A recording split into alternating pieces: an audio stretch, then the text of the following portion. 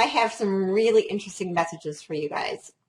I had a message that came from someone else this morning telling me about these gamma waves that had just come in over the last 24 hours.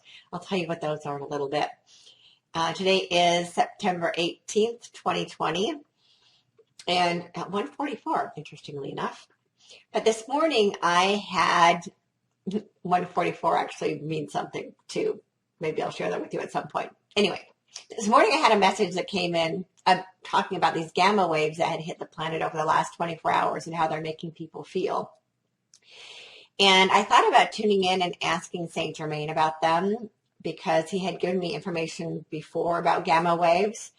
But then the insight that I got wasn't to tune in and ask him anything new. The insight that I got was to go back to some old notebooks where he had explained the gamma waves to me once before.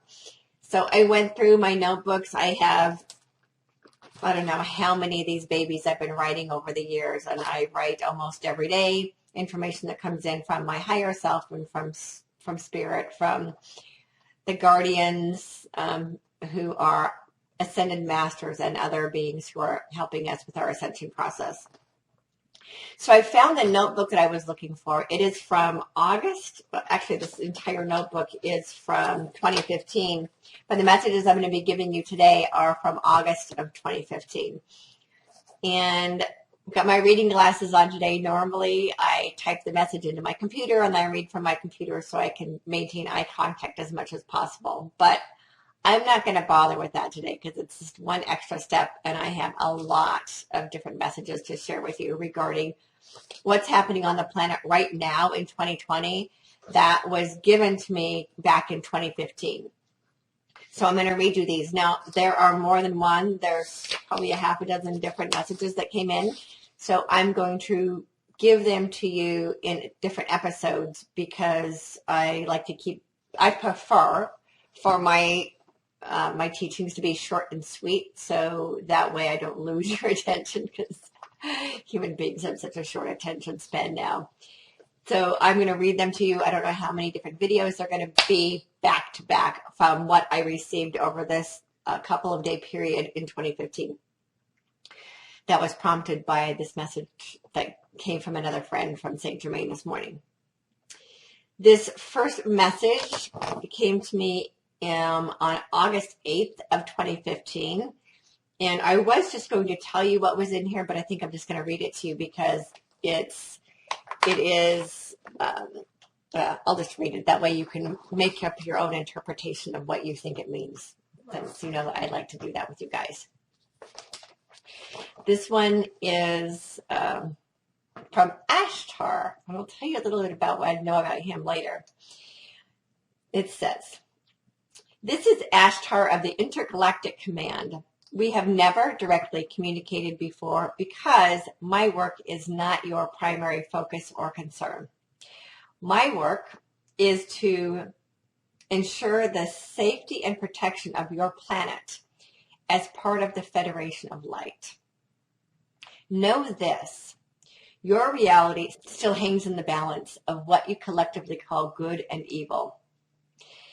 Every time it appears that light is winning, the darkness rears its head and more shadows are revealed. This revealing process is part of the strategy of releasing the stronghold that has held your planet for thousands of years. This revealing, you have talked about many times, is removing the bandages. As more and more light is shed on the planet, more darkness is revealed." Okay, so when he's talking about the bandages, I use that analogy fairly often. It's kind of my medical background talking, where let's say that there's a bunch of disease on, I use my arm as an example, a bunch of disease on the body of humanity. And what we keep doing is just putting bandages on the disease.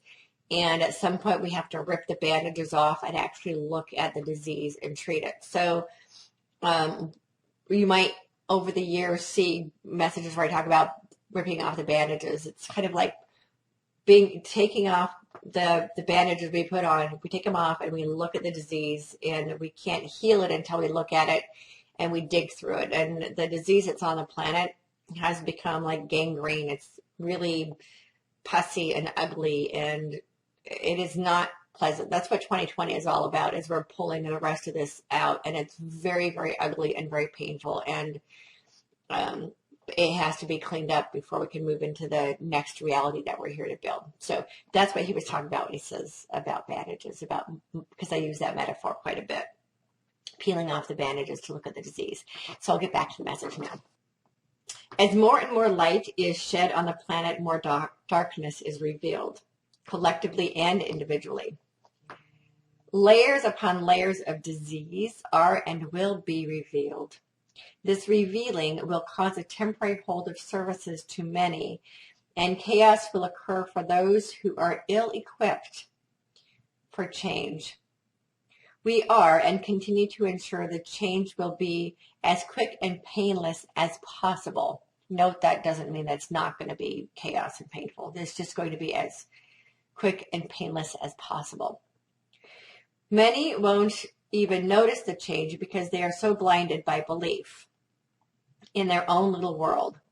As others have said before me, we are doing all that we can to avoid mass hysteria. As they turn up the heat on the pot, they being the dark side, turn up the heat on the pot, we are moving you to a new pot.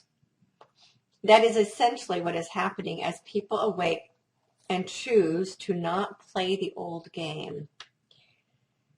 This moving to a new pot is the exit strategy we have spoken of before. That is essentially what is happening as people awaken and choose to not play the old game. The new pot isn't necessarily a new place. It is a new state of being in the world, but not of the world, as they say. Different than how you were raised, but in the same old ways. That was a message for me because I grew up in this cult where we were told to be in the world, but not of the world.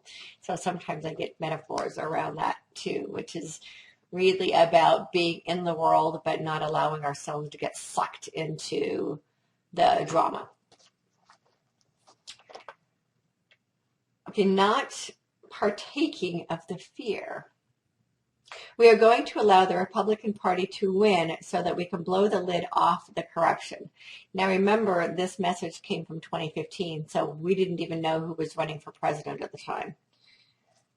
Or at least I didn't. The great American empire will be brought to its knees, and the American people stunned at the deception game they were a part of playing. A new interim government is already in place to maintain control. Not to worry. We have placed them strategically around the world. Heads of state of being who bring a higher consciousness to the planet as a whole. They cannot take their place without the old regime being brought down. The old dominion is collapsing and making way for a new golden age. In the new age of humanity, all of life will thrive. By 2020, you won't even recognize this place, as it is cleaned up, and you look back in wonderment. A new story will be written about humanity as you graduate to a new level of understanding.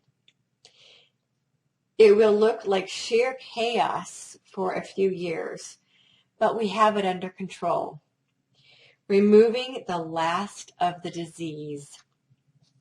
The dis-ease at its core requires digging, and sometimes the digging hurts.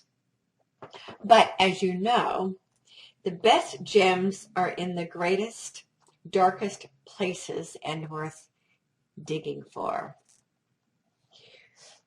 We are now 50 years into this process, and the process is nearly complete. All that remains are the guideposts that attempt to maintain their parameter. Those two, and in the parentheses I'm seeing TWO, so there are two people or two entities, are coming down. As the last of the empires fall, humanity gains its freedom once and for all. So that's the message that came in from Ashtar. Now, my understanding about Ashtar, I had to tune in again about him today after reading that message, because I have had other people tell me that Ashtar does not work for the light, which is interesting, because if he didn't work for the light, why would he have given me this message to tell me that the Republicans were going to win and that all this chaos was coming and that 2020 was going to be a year of exposing all this stuff and creating a new story for humanity?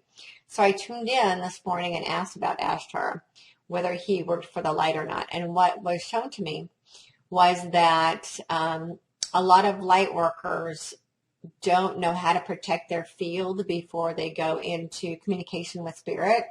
And so it's really easy for a dark entity to hijack on that stream of consciousness.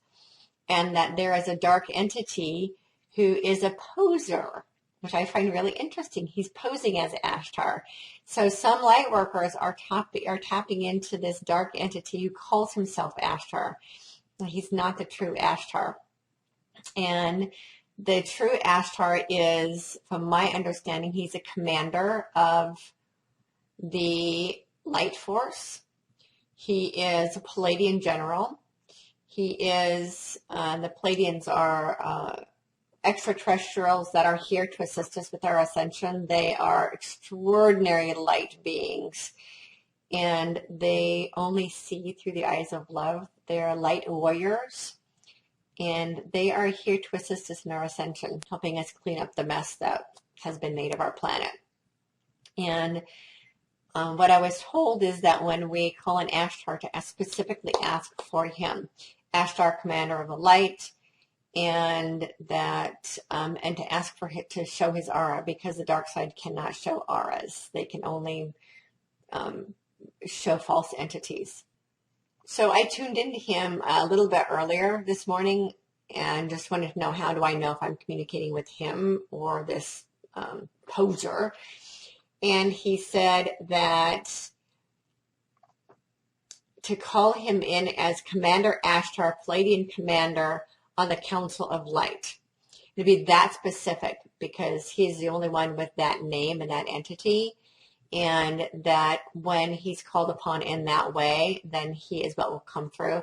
Also, light workers really, really need to protect their field, because if they don't specifically command that only the highest divine truth comes through them, and they command that nothing else is allowed to penetrate their stream of consciousness, then it's really easy for a dark entity to hijack and infiltrate that message. So that's why there's been confusion about who Ashtar is, and if he works for the false light, which is the darkness pretending to be the light, which is, I use sometimes as fear disguised as love, and darkness disguised as light. That's why it's so confusing on the planetary experience right now, because there are entities that are posing that it's like, the message that came in a couple of months ago about Lucifer, and how Lucifer is the prince of darkness, but then he's also called an angel of light. And I had to get clarity about that, because how could he be both? And the clarity I got about that is he is the prince of false light. And that's one of the reasons it's so hard to differentiate what is true and what isn't, because the dark side mirrors the light side so well that unless we get really, really clear and ask for only the highest loving truth to be revealed, then it's really easy to get sucked into the false narrative. So that is the message that came in from Ashtar. It was really fun to see that this morning, because I remember getting that message in 2015, but I completely forgot what it was about, the details of it. So reading it today and seeing how all of that is actually being played out in the physical field right now is really cool. I was told years ago that what happens energetically takes 2 to 3 years for it to physically manifest on the planet. And some of this, I guess that's about right, because if they're talking about 2015 and some of the chaos started happening in 2017, yeah. But Well, 2017 is when Q showed up. That's really interesting. I hadn't thought about that before.